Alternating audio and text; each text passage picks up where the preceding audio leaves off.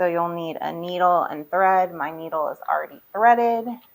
I said that I was going to be using the blue first. So you'll put on all of your first row of beads. I've got 5 out for an example here. And I'm using these bigger beads just so it's easier to see.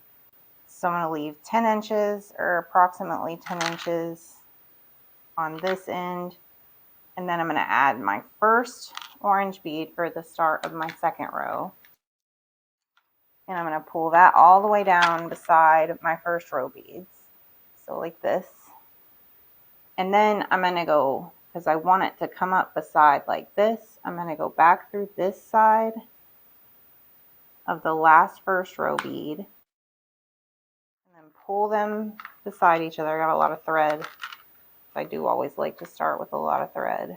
And then back through this end of that orange bead, the first bead in my second row.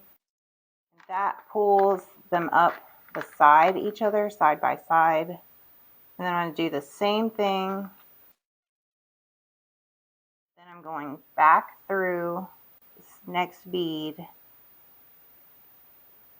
in my first row. Pull that all the way tight. And then back up through that bead I just added in the second row.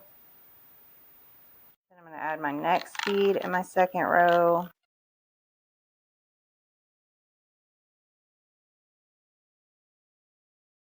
the last bead in this row.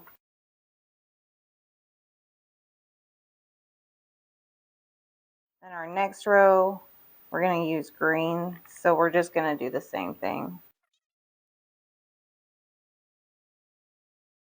So this is the start of my third row, so I'm coming out this side. I want to go through this side in my second row bead on that end. And then back up through my third row bead on this side to get it to sit side by side.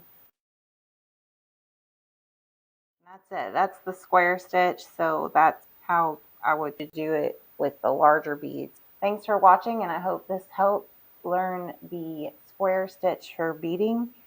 And stay tuned because I will be sharing a new jewelry tutorial of the fall colors beaded bracelet that I will be making with this square stitch.